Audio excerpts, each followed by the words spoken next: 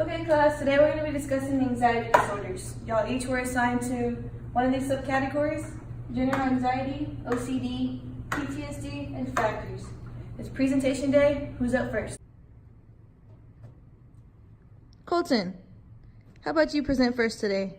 Do I have to? Yes, come on up.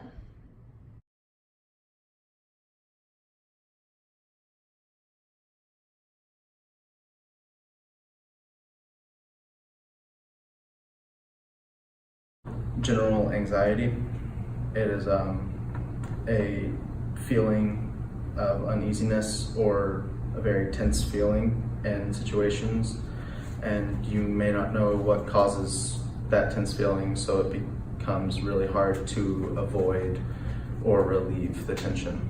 The next one is panic disorder, which is a disorder in which you suffer from panic attacks, which is an intense feeling of dread for a short amount of time, and it leaves the person who suffers in an intense fear of when the next one is going to happen. The last one was phobias, which is an intense or irrational fear of anything like a situation, an object, or an activity, such as heights, spiders, or the fear of small spaces. Okay class, who's next? Allison, why don't you present?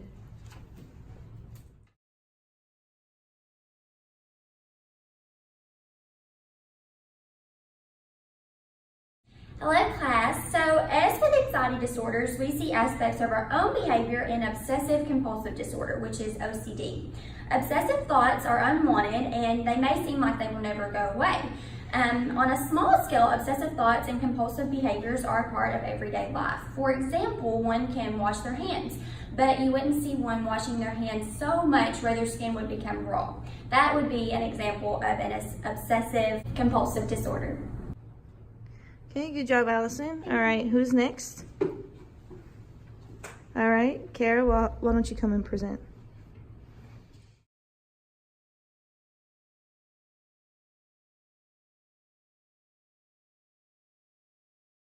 Today I'm presenting PTSD. PTSD stands for post-traumatic stress disorder, and it usually happens after an individual has gone through a traumatic event, but can also be found in cases where a person's limbic system floods their body with stress hormones on irregular times. Some common symptoms of PTSD are recurring haunted memories and nightmares, withdrawal from society, jumpy anxiety, trouble sleeping, and just haunted memories. Here's an example I found of PTSD. Papa Nichols, wake up. It's time to... Nice try, German! USA! USA! USA! USA! USA! USA! All right, great job, Kara. All right, Blaine, I think you're up.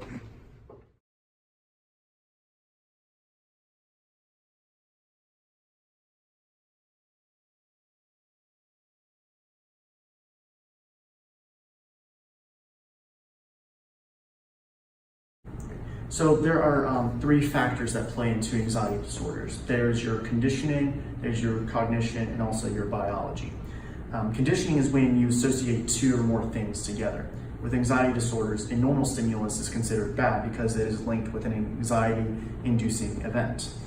Classical conditioning makes things worse by fixing our automatic response to the anxious stimulus. Operant conditioning helps us to choose something that keeps away from anxiety. Cognition, which is what we think, feel, or expect anxiety to be, plays a big role in anxiety disorders.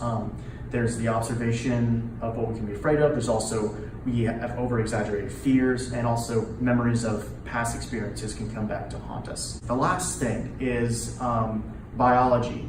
Our genes help determine what we're anxious about as well as how we respond to the stress. Anxiety disorders can also affect our brain and how it affects its pathways by overstimulation.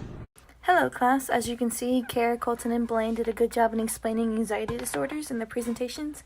They didn't know this, but I assigned each one of them based off of their own personality traits and what challenged them the most. And Miss Mexcatique is out.